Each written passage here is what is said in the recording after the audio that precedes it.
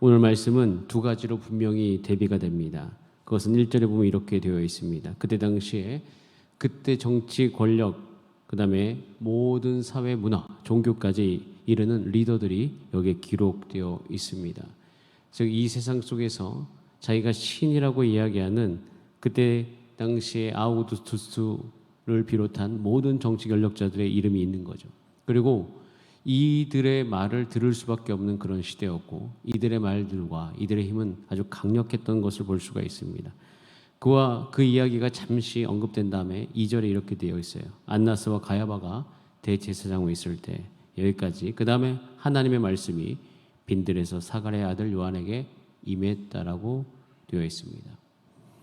이 1, 2절만 놓고 보더라도 지금 이거를 통해서 하나님께서 우리 가운데 분명히 말씀하시는 것이 있습니다. 그것은 어떠한 세상이라 할지라도 하나님의 말씀은 임한다라는 것이에요.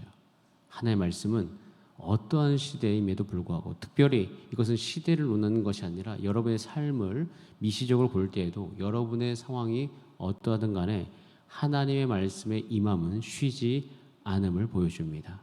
여러분 삶 가운데 오늘 이 시간 이 말씀을 들을 때 한 가지를 꼭 기억하시면서 시작하시기 바랍니다. 여러분 지금 상황, 그 상황 속에서 하나님 말씀하십니다. 하나님의 말씀은 반드시 이루어집니다. 자, 그런데 이 말씀이 어디 임했는가? 여기 보면 이렇게 되어 있어요. 하나님의 말씀이 장소가 한 가지 나와 있습니다. 따라할까요? 빈들에서. 빈들에서라는 단어가 나와 있어요. 그러니까 하나님의 말씀이 사가랴의 아들 요한에게 임했다라고 이야기하는 이 문장은 사실 저에게는 쉬운 문장이었습니다. 왜냐하면 요한이 그냥 이들과 함께, 아까 얘기했던 1, 2절에 읽었던 그들과 함께 같은 장소에 존재하면서 하나님의 말씀이 그들에게 임했다, 이것과 하나님의 말씀이 빈들에 있는 요한에게 임했다, 이것은 완전히 다른 이야기입니다.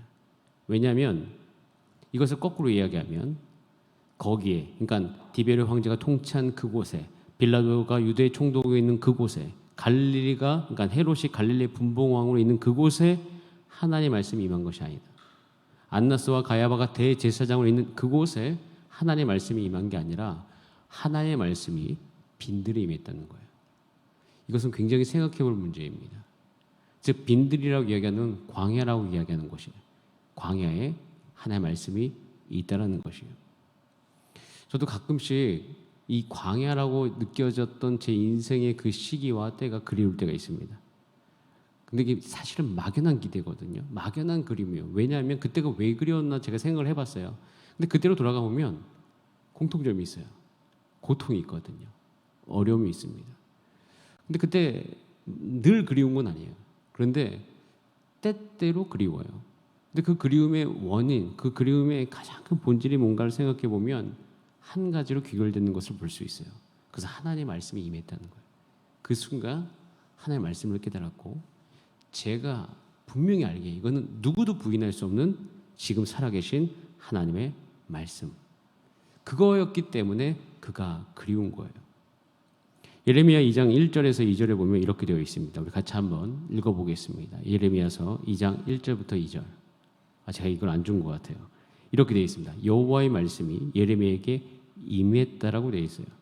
그리고 여기 보면 이르시되 가서 예루살렘의 귀에 외쳐라. 그러니까 예루살렘의 그 귀, 이스라엘 백성들에게 외쳐라라고 이야기하면서 여호와께서 이와 같이 말씀하시기를 내가 너를 위하여 네 청년 때의 인애와 네 신혼 때의 사랑을 기억한다라고 되어 있습니다. 그러니까 신혼 때라고 이야기하는 그것이 예레미야서 2장 2절에 보면 그 광야에서라고 되어 있어요. 그 광야에서 나를 따랐다. 그러니까 광야라고 이야기하는 이스라엘 백성들이 광야를 걷지 않았습니까? 근데 제가 왜 그리웠나를 한번 생각해 보니까 이 말씀에서 그 이유를 찾을 수가 있었어요. 이스라엘 백성이 그 40년 동안 광야의 시간이 그들에게는 어떻게 보면 많은 것들을 적응해 가야 되는 어려운 일이었음에도 불구하고 하나님이 그때를 신혼 때라고 일컬었기 때문이에요. 신혼이라고 얘기하는 것은 하나님이 이스라엘 백성을 알고 이스라엘 백성이 하나님을 알아가고, 그 다음에 이스라엘 백성은 하나님 말씀 없으면 죽는 거고, 하나님 말씀이 성취될 때 그들이 살았고, 그러니까 그들의 삶 가운데 온통 그 모든 광야를 걷고 난 다음에 그들의 삶 가운데 잉태된 것은 뭐예요? 하나님 말씀을 내가 듣고 따라야 되겠다. 이것을 하나님께서 신혼 때, 그것을 광야라고 이야기하십니다. 그런데 왜 이 광야를 잃어버렸을까? 그것은 다시금 오늘 이것도 보면 1절을 보면 분명히 알 수 있습니다. 1절에 대단한 권력자들이 나오죠. 아우구스투스, 디베르 황제라고 이야기하는 이 디베르 황제는 가이사 아우구스투스의 다음 왕, 본디오 빌라도, 헤롯, 분봉왕들의 이름이 쭉 나와 있습니다. 그리고 또 한 가지 재미있는 거, 제가 이거 설교 때 많이 얘기했는데 누가복음 3장 2절에 보면 안나스와 가야바가 대제사장으로 있을 때에, 즉 대제사장이 두 명이죠. 원래 대제사장 한 명인데 이 두 명의 관계는 뭐예요? 사위, 장인의 관계입니다. 즉 어떤 혈연 관계에 의해서 원래 실제적인 안나스가 대제사장이었지만 그때 당시에 로마 정부에 밑보여서 안나스가 이제 파직이 됩니다. 근데 이것을 누구에게 물려줘요? 자기 사위에게 물려준 거예요. 그래서 원래 가야바가 대제사장이 맞는데 안나스가 실세였던 겁니다. 이게 굉장히 부패한 거잖아요. 자, 이럴 때 사람들은 뭐에 귀를 기울입니까? 수많은 사람들이 이때 당시에 이 권력자들에게 당연히 눈치를 보게 되어지고 그들의 말을 들었다는 것이에요. 자, 그러면서 멀어지는 것이 한 가지가 있는데 그 멀어지는 것이 무엇인가? 그것이 사사기 2장 1절 2절에 보면 약간의 힌트가 나와 있습니다. 우리 먼저 사사기 2장 2절 말씀 먼저 읽어보겠습니다. 2장 2절에 시작. 너희는 이 땅의 주민과 언약을 맺지 말며 그들의 제단들을 헐라하였거늘 너희가 내 목소리를 듣지 아니하였으니 어찌하여 그리하였는가? 여러분, 광야의 특징은요, 하나님과 그 이스라엘 백성들과 정말 듣고 묻고 그 다음에 그것의 길에 순종하는 것이 원하라는 곳이 광야예요. 하나님의 음성을 듣기도 하고요, 하나님이 정말 정확하게 말씀하신 것을 들을 뿐만 아니라 그것을 순종했다는 것입니다. 자, 그런데 하나님께서 이스라엘 백성들에게 왜 자신의 이야기를 그렇게 들으라고 했고 또 이스라엘 백성이 그걸 순종해야 되냐면 사사기 2장 1절에 이렇게 되어 있어요. 여호와의 사자가 길갈에서부터 복임으로 올라와 말하되 내가 너희를 애굽에서 올라오게 하여. 자, 이 사사기는 이미 이스라엘 백성들이 정착한 때입니다. 내가 너희를 애굽에서 올라오게 했다. 그리고 그것만 한 게 아니라 내가 너희 조상들에게 맹세한 땅으로 들어가게 했다. 하나님께서 그렇게 하신 거예요. 또 내가 이르기를 내가 너희와 함께한 이 언약을 어떻게 하겠다? 영원히 어기지 아니했다라고 되어 있습니다. 그러니까 지금 현재 광야가 왜 잃어버리게 되어지고 우리 인생 가운데 그 광야가 없어지는가? 그러니까 하나님과의 그 신혼 때 하나님의 말씀을 듣는 그 순간들을 왜 잃어버리냐면, 그리고 하나님의 음성을 왜 듣지 않느냐면, 참 신기한 게 뭐냐면 하나님의 말씀이 없어서도 아니고 하나님의 말씀이 우리 가운데 분명히 주어지고 그것이 이루어지지 않아서도 아니에요. 하나님의 말씀 분명히 있습니다. 하나님의 말씀 반드시 이루어집니다. 그런데 목소리를 듣지 않아요. 왜 목소리를 듣지 않는가? 따라하겠습니다. 언약은 전쟁과 연결되어 있기 때문에. 그러니까 언약은 다른 말로 얘기하면 성취와 연결되어 있고 그 성취는 전쟁과 연결되어 있습니다. 이것이 사실 사사기 2장 3절에 나오는데요. 이게 연결되어 있기 때문이에요. 자, 이것이 우리 가운데 적용되는 게 있어요. 같이 한번 읽어보겠습니다. 시작. 그러므로 내가 또 말하기를 내가 그들을 너희 앞에서 쫓아내지 아니하리니 그들이 너희 옆구리에 가시가 될 것이며 그들의 신들이 너희에게 올무가 되리라 하였노라. 사실 하나님께서 이스라엘 백성들에게 분명히 말씀하신 것이 있습니다. 너희는 그 땅으로 가면 그 땅의 모든 족속을 어떻게 해라? 쫓아내라. 근데 이스라엘 백성들이 어떻게 했어요? 쫓아내지 아니하였다. 쫓아내지 아니하였다. 이 말이 사사기 초반부에 반복이 되어집니다. 즉 다른 말로 얘기하면 전쟁하지 않았다는 거예요. 전쟁하지 않았습니다. 이들은 싸우질 않은 거예요. 이들은 살만했을 그때에 하나님께서 말씀하신 그 성취를 위해서 싸우는 것을 중단하게 됩니다. 이게 굉장히 중요한 의미가 있습니다. 이 싸우는 것과 정말 온 마음 다해서 하나님께서 말씀을 성취하는 것과는 연관이 되어져 있어요. 우리 인생 가운데 이때부터 이들은 광야를 잃어버리기 시작합니다. 즉 광야라는 것은 하나님의 말씀이 전적으로 임하는 순간이거든요. 그것을 잃어버리기 시작해요. 싸움을 중단하니까 하나의 말씀이 임하는 것이 중단됩니다. 여러분, 우리 인생 가운데도 똑같아요. 우리 삶 가운데 제가 느끼기 뭐냐면 어느 순간 하나님 내게 말씀하지 않는 것 같아. 그 광야를 잃어버린 것 같아. 광야가 그리워. 도대체 뭐가 문제지? 하나님 여전히 말씀하시는데, 하나님의 언약은 여전히 성취되고 있는데, 하나님은 한 번도 그 언약을 어기라고, 또 그 언약을 내가 안 지키겠다고 말씀하지 않으셨는데 왜 그것이 잃어버린 것 같지? 제가 싸움을 중단했기 때문입니다. 어떤 싸움을 중단했느냐? 여러분, 이때 당시에 가나안 족속은요, 다른 말로 얘기하면 죄의 관영아닙니다. 하나님께서 분명히 말씀하셨어요. 여호수아에게, 여호수아서에서 그들의 땅에 그들의 족속, 가나안 족속의 죄가 관영하였기 때문에 그들을 철저하게 멸절하라. 그래서 여호수아서에 보면 여호수아가 해가 중천에 머물러라라고 외칠 때에 그 이유가 뭐냐면 그들을 멸절하기 위해서요. 그러니까 하나님의 말씀의 성취가 그 마음 안에 불타오르니까 말도 안 되는 기도, 모든 인간의 그 공전과 자전, 사실 그것이 어그러질 수가 없는데 그것을 하나님께 들어주십니다. 그리고 정말로 멸절하는 일들이 일어납니다. 그걸 함에 있어서 여호수아가 피곤함을 느끼잖아요. 싸움을 중단하지 않습니다. 그런데 어느 순간 이스라엘 백성들은 싸움을 중단하기 시작했습니다. 제가요, 죄와 싸움을 중단할 때 광야를 잃어버리기 시작합니다. 제가 언제 광야가 내 삶 가운데 사라지는가? 싸움을 중단할 때입니다. 제가 이 세상을 살아가는 동안에 사실 여러분, 우리가 필연적으로 분명히 아셔야 될 것이 있습니다. 여러분 삶 가운데 하나님의 말씀에 성취되기를 간절히 원하십니까? 여러분, 그것은요, 거룩함과 연결되어 있습니다. 하나님의 성취는 성결함과 연결되어 있고, 하나님 나라의 성취는 하나님의 영광이 드러난과 반드시 연결되어 있습니다. 그것은 사실은 이 세상의 죄의 관영함 속에서 하나님의 백성으로 살아가는 우리의 삶 가운데 필연적으로 우리 인생 가운데 계속 따라다니는 것은 사실 싸움이에요.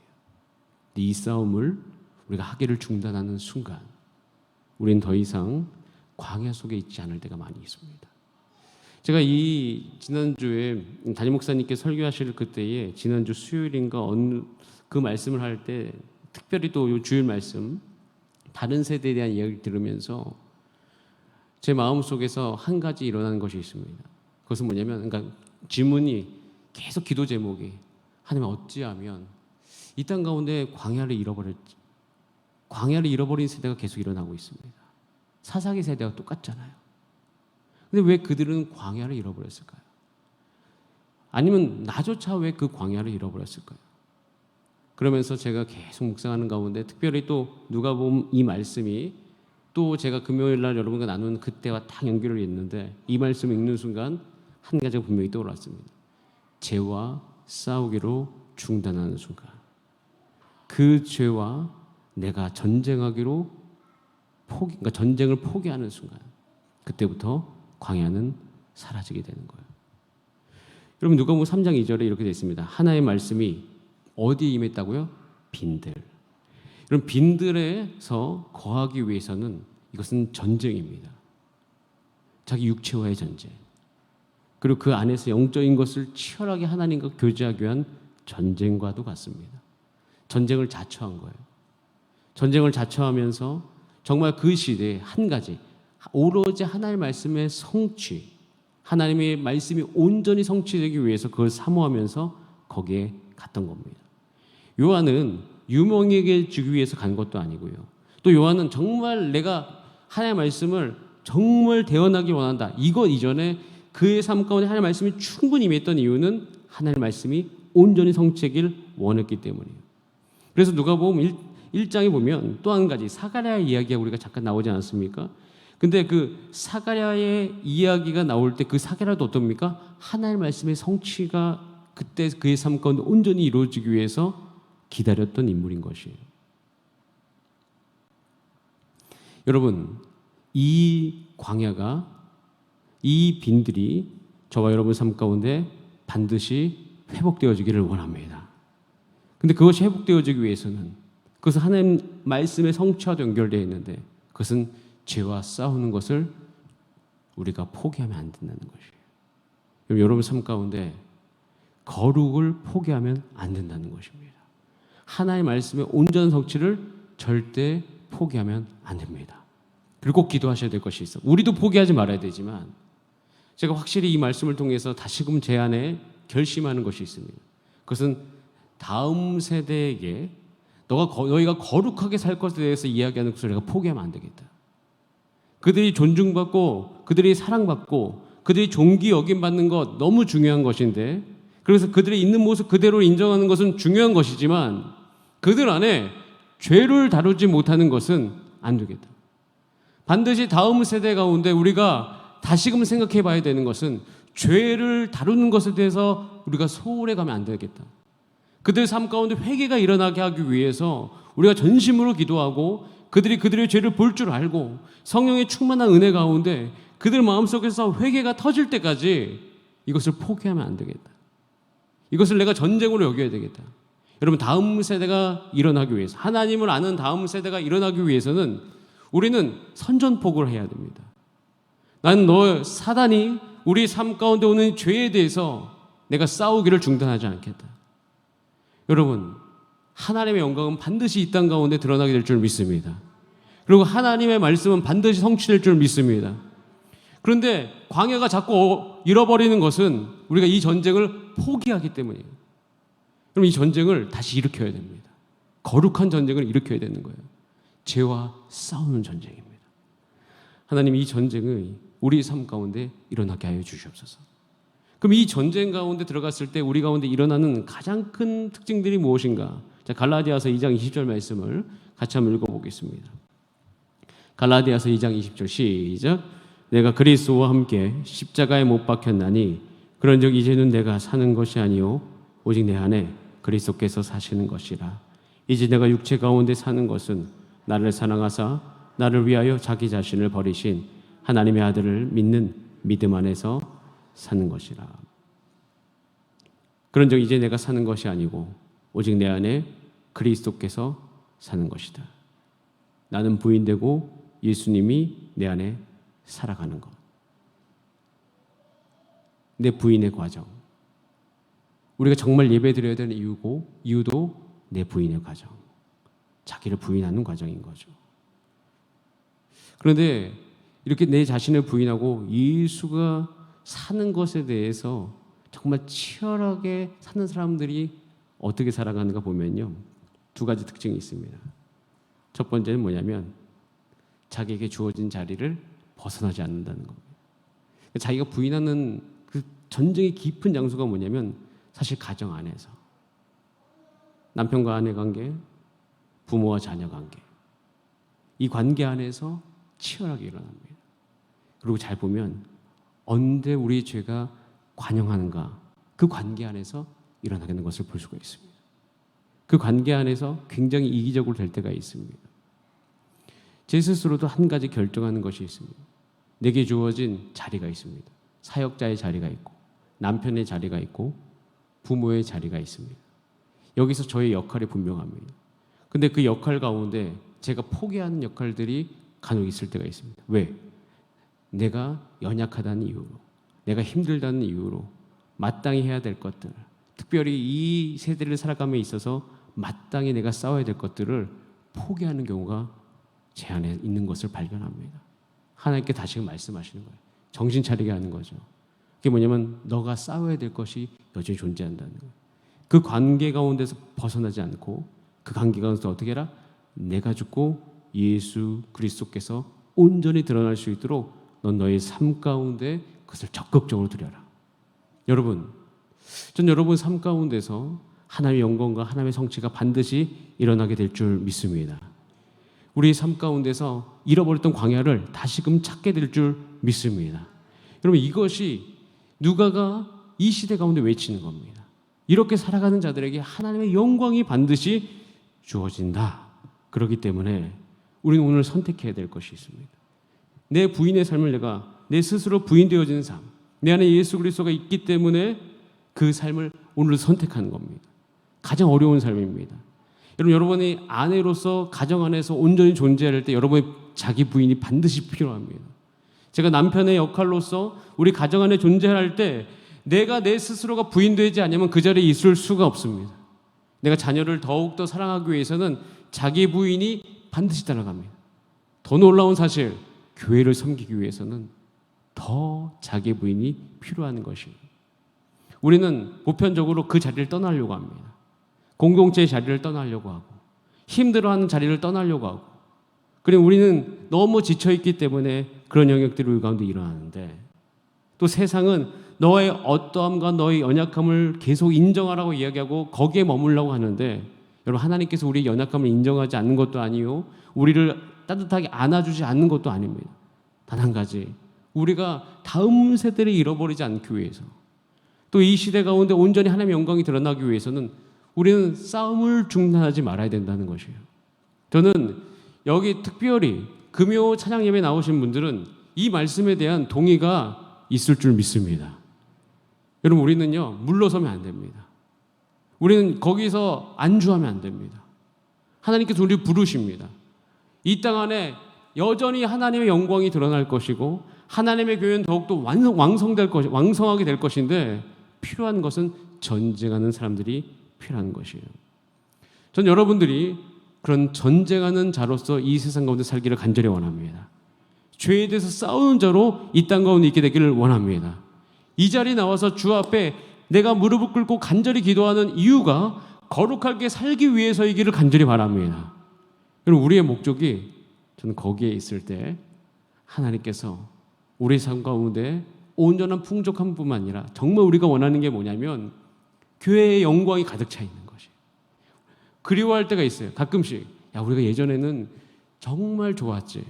교회에서 예배 드릴 때도 좋았고 찬양할 때도 좋았지. 그리울 때가 있거든요. 근데 그때 사실은 돌아가 보면 그때 굉장히 어려웠어요. 근데 그때 뭐가 있었냐면 싸움이 있었습니다. 치열함이 있었습니다. 이거는 우리가 선택해야 될 문제예요. 제가 왜 선택의 문제라고 했냐면, 하나님이 이스라엘 백성을 여호수아에서 사사기로 넘어갈 때 사실 그냥 두셨거든요. 그리고 그 사사기를 보내게 하십니다. 그 사사기의 끝은 그들의 인생이 사실은 괴로움이었습니다. 저는 성경을 읽을 때마다 인생을 지혜를 얻습니다. 내가 내 연약함 가운데 그냥 나는 원래 이래 하면서 있는 것이 5년 뒤, 10년 뒤에 더 좋은 인생인가? 성경을 보다 보면 그게 아니라고 합니다. 지금 내가 내 스스로를 위로하고 그냥 내가 조금 격려받고 여기에 안주했을 때, 그리고 내가 죄와 싸우는 것을 포기했을 때 제 5년 뒤, 10년 뒤 인생과 지금 조금 힘들더라도 다시금 주의 성령의 충만함을 구하면서 내가 정말 치열하게 싸움을 살아가는 그 5년 뒤, 10년 뒤 인생이 어떻게 달라지는지 하나님께서는 성경을 통해서 우리 가운데 분명히 보여주십니다. 여러분, 혹시 여러분 가운데 싸움을 중단했던 분들이 있다면 오늘 이 밤에 하나님, 내가 다시 싸울 수 있는 힘을 달라고 기도하시길 바랍니다. 이 기도가 여러분한테 필요한 것이에요. 주님께 능력을 구하시길 바랍니다. 하나님, 내게 무기를 주세요. 내게 힘을 주세요. 내가 포기하지 않게 하세요. 하나님, 그럴 때 우리를 강한 용사로 세워주세요. 나를 강하게 하여 주시옵소서. 그래서 우리는 이 땅 가운데 여호수아처럼, 갈렙처럼 눈이 빛날 수 있는 거예요. 그때 하나님께서 여러분의 모든 것을 채우실 것을 믿습니다. 여러분, 빈들에서 하나님의 말씀이 요한에게 임했다. 요한은 한 가지를 분명히 믿었습니다. 광야가 없어진 것도 아니고 하나님의 말씀의 성취는 반드시 이루어지니 그것이 나의 삶을 통해서 이루어질 것이다. 여러분이 용사가 되시기를 간절히 바랍니다. 다 함께 기도하시겠습니다. 같이 찬송하고 기도하실 때에, 우리가 이 찬양을 부를 겁니다. 제가 이제 좋아하는 찬양인데요. 주 나를 광야로 이끄실 때에 기쁨으로 나아가리라. 신실한 주를 신뢰한다. 사망의 음침한 골짜기라도 나는 두렵지 않다. 주 나와 함께 하신다. 하나님이 여러분을 광야로 이끌어 주십니다. 그런데 광야로 이끄시기 전에 우리가 오늘 좀 독특한 기도합시다. 그것은 뭐냐면, 하나님, 나의 삶 가운데 광야를 다시 시작할 수 있는 은혜를 허락하여 주시옵소서. 내가 오늘 싸우기로 결정합니다. 그런데 싸울 때 그냥 싸우는 것이 아니라 주님이 항상 나와 함께 하시는 것을 알고, 그리고 그 싸움 가운데 하나님께서 모든 필요를 채워주실 것을 알면서 싸우는 것이에요. 저는 그래서 이 싸움이 우리 가운데 해볼 만하다고 생각합니다. 자, 여러분 가운데 지금 중단하셔야 될 것이 있다면 중단하셔야 됩니다. 회개할 것이 있다면 회개하시기 바랍니다. 여러분이 이 세상 가운데 거룩하게 사는 것 우리가 다시 추구하시길 바랍니다. 하나님, 내가 음란하는 것에 취해 있다면 중단하게 하여 주시고, 중독되어진 것이 있다면 내가 오늘 포기하게 하여 주시고, 하나님, 그리고 무엇보다도 내 안에 분노가 더 가득하든가, 너무 내가 이기적으로 살았다든가, 아니면 내 가정 속에서 내가 위로받기만을 위해서 살아왔던 것이 있다면 주님의 위로만을 내가 바라게 하시면서 그 안에서 하나님의 말씀의 성취와, 그리고 하나님께서 분명히 내게 힘을 주시리니 그를 포기하지 않고 나아갈 수 있는 힘을 주시옵소서. 저는 이 기도가 오늘 이 밤에 특별히 이 누가복음 3장 1절과 6절을 적용하면서 우리가 할 수 있는 기도라고 믿습니다. 요한에게 빈들에서 하나님의 말씀이 임했던 것처럼 여러분에게, 자, 장소를 얘기할게요. 여러분 가정에서, 여러분의 사업장에서, 여러분 정말 힘들다고 얘기하는 사역지에서 여러분에게 그 말씀이 임하게 되기를 바랍니다.